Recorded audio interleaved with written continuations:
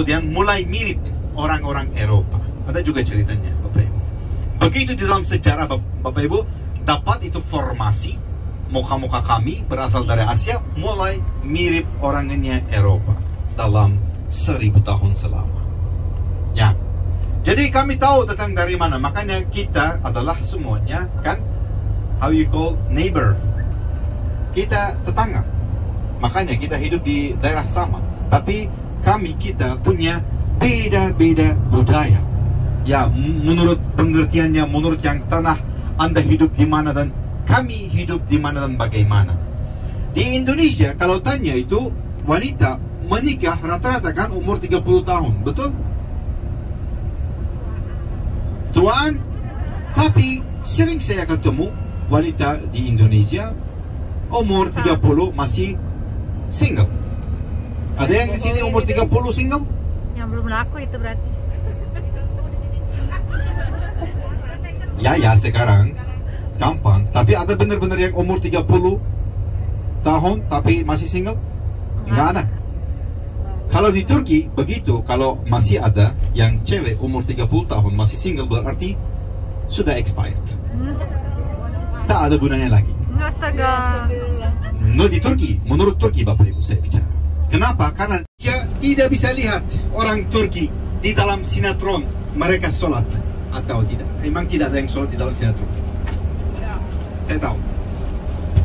Ya, kalau mau tahu kan, Helena. Tahu? Makanya itu berikutnya ada perang besar sekali. Yunani menyerangkan Asia Kecil, Troy. Di dalam perang itu mereka juga dibantu oleh Amazon, wanita-wanita Amazon. Teman-teman, di Turki ada banyak kota-kota namanya berubah hari ini, langsung dibuang ke dalam sungai.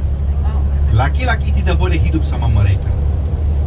Tidak bisa antar ke bapaknya, ayahnya. Kenapa? Karena perjalanannya jauh banget. Itu lebih bahaya. Jadi langsung dibuang ke dalam sungai. Laki-laki tidak boleh hidup. Ini budaya. Tapi jangan lupa, silahkan. Ini di dalam sejarah. Di dalam beberapa kerajaan ada juga mereka membunuh banyak laki-laki. Di dalam kerajaan siapa? Kerajaan Raja Namrud. Di sini di Turki ada gunung hari ini. Bisa datang dan lihat itu di sini namanya. Nah ini Gunung Namrud. Karena Namrud itu kerajaannya di Turki kemarin. Kan? Di dalam zaman Ibrahim, orang Indonesia panggil Namrud alaihissalam lahir, menyuruh membunuh banyak anak laki-laki, betul? Di dalam zaman Nabi Musa alaihissalam, tahu? Juga begitu ceritanya. Firaun menyuruh untuk membunuh banyak laki-laki yang lahir dari keluarga Bani Israel. Itulah Quraisy di Makkah sebelum Rasul lahir sallallahu alaihi wasallam. Tahu di sana wanita begitu ada hujan, air kan sumber banyak sekali, ada produksi khusus yang bisa ambil dari daerah Laut Hitam dari sana. Itu pabrik yang dari Amerika, dari Eropa, dari Jepang ada di sini. Dibikin mobil mereka di Turki dan dijual di sini. Harganya rata-rata sama juga di Indonesia. Karena bukan milik Turki. Karena Turki adalah di sini harga dari mana? Lihat, pergi ke kanan, dari kanan pergi ke Mesir. Dari Mesir diselamatkan oleh siapa? Dari Firaun, Moses. Terus mereka dikembalikan pada tanah air lagi. Ini teman-teman biar tahu. Kalau saya tanya bahasa Abraham atau bahasa Nabi Ibrahim alaihissalam, apa? Bahasa apa?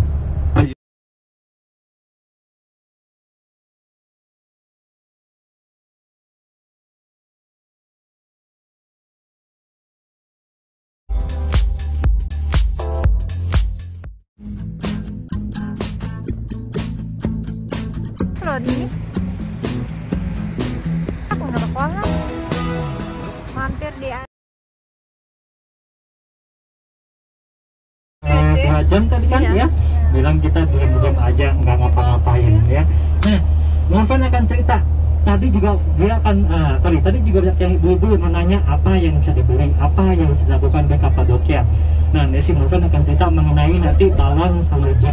Ya, nanti akan kasih tahu jelasnya bagaimana prosesnya, bagaimana apa sih yang dilihat segala macam ya. Oke, brother.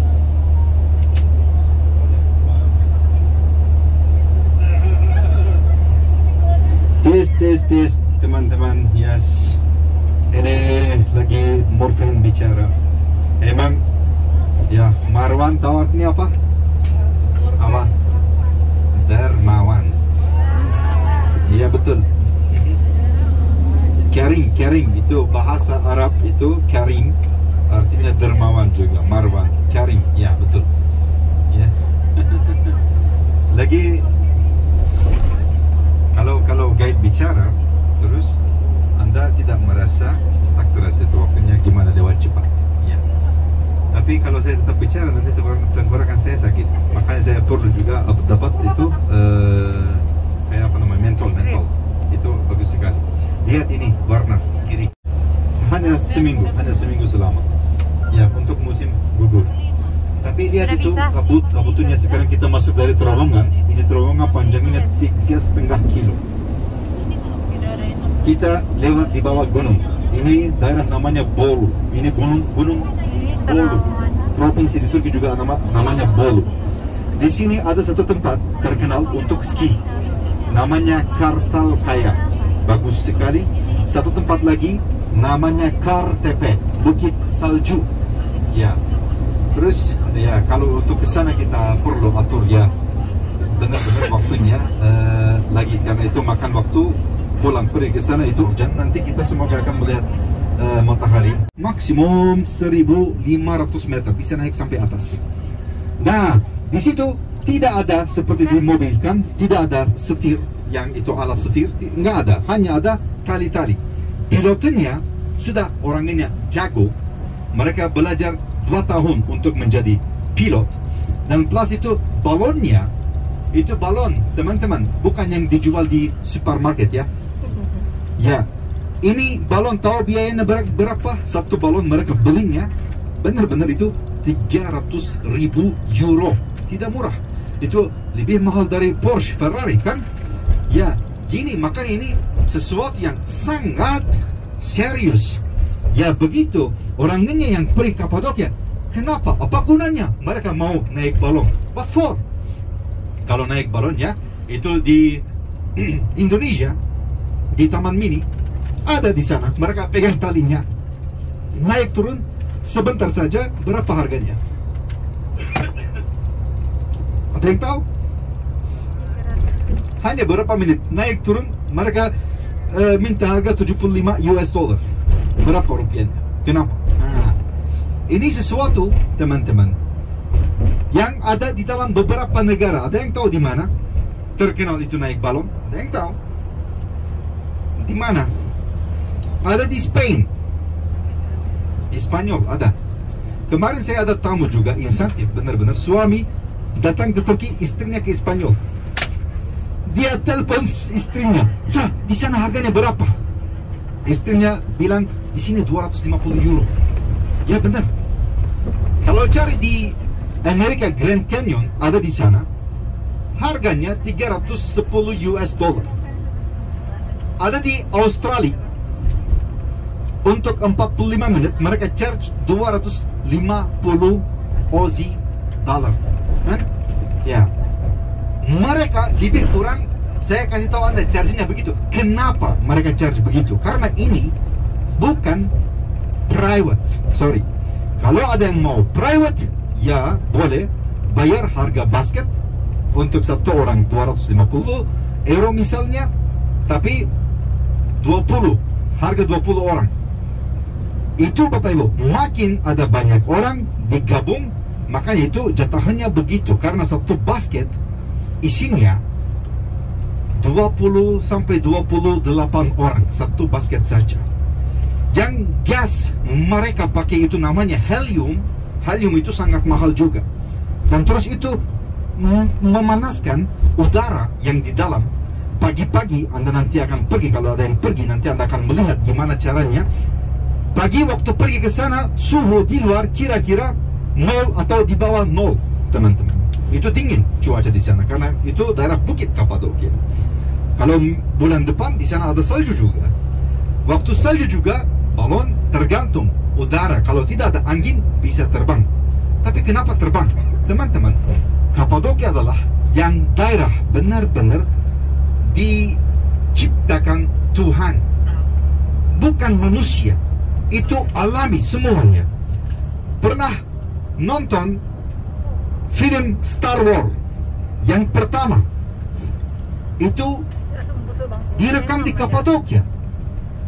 Kemarin ada Nicolas Cage filmnya Ghost Rider kedua, itu direkam di Kapadokia juga. Makanya itu tempat Kapadokia benar-benar itu bagus sekali untuk film-film Hollywood. Tapi inti Kapadokia adalah menurut ciptaannya dari alamiah gunung berapi yang menciptakan Kapadokia. Jadi tempat berbatu-batu, lembah-lembah. Makanya itu waktu tamunya naik balon, mereka explore keindahannya Kapadokia dengan mataharinya terbit. Anda bisa lihat yang pertama, matahari terbit bagaimana dari ratusan meter dari atas. Ya makanya itu, lihat ini adalah sangat beda. Apa bedanya? Anda bisa nonton nanti di YouTube balon udara, di televisi balon udara. Cara nonton terlalu beda daripada cara pengalaman sendiri. Makanya ini adalah yang tour kami benar-benar susah bisa jual untuk tamu-tamu Indonesia karena mereka kurang tahu intinya.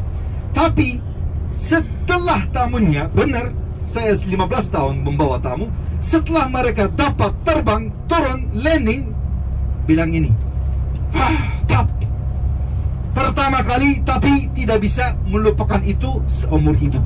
Yang kali pertama tamu dapat naik balon udara di Kapadokia. Saya pernah bawa orang Amerika, orang New Zealand, orang Australia, orang Kanada.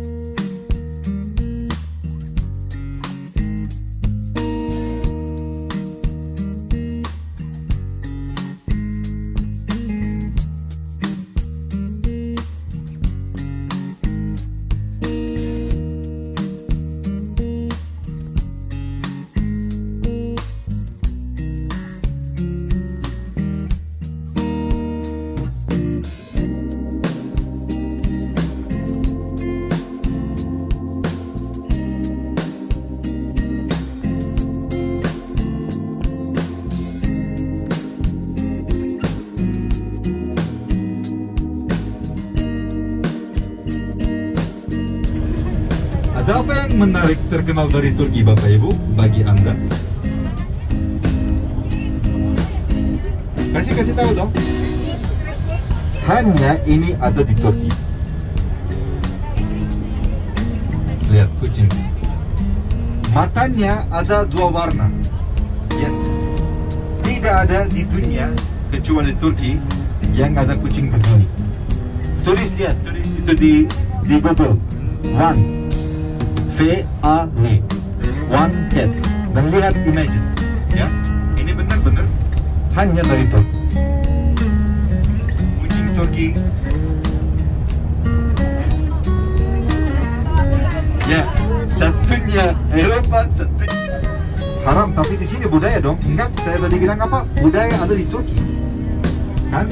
Ini tarian perut sangat terkenal di Turki.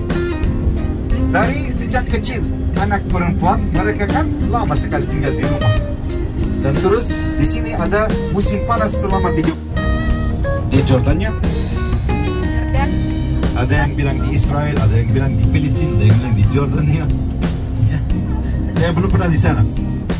Tapi saya tahu ini kedua terbesar. Luasnya ini teman-teman 3 kali lebih besar dari Singapura. Hanya danau 1710 km persegi. 100% itu garam. Sebentar lagi musim dingin masuk, yang garam ini yang di atas akan cair. Karena itu cuaca suhu dingin mencairkan garam atasnya ini. Terus kelihatannya kayak air. Makanya disebut namanya danau garam. Tapi ikan tidak ada dalamnya, bisa hidup. Enggak ada.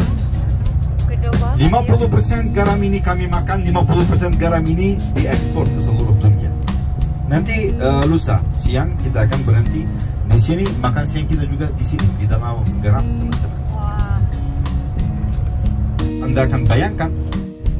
Ini kita sudah sampai di Karena ini tempatnya sudah ada sebelum Masehi. Jadi kayak rumah-rumah. Iya. Kampungnya sama guys. Kuno-kuno. Lihat, nanti kita keluar dari sini ya. Kita keluar dari sini sebelah kiri. Lihat.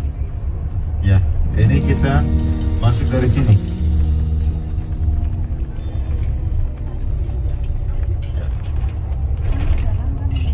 Ya ampun. Sure. Ya, kalau ada yang kebelet, ini toilet di sebelah kanan. Boleh, ini sebelah kanan lihat ada toilet. Juga kalau ada yang tidak kebelet, ya tunggu di pintu keluar juga di sana ada toilet. Aku mau video dulu di bawah.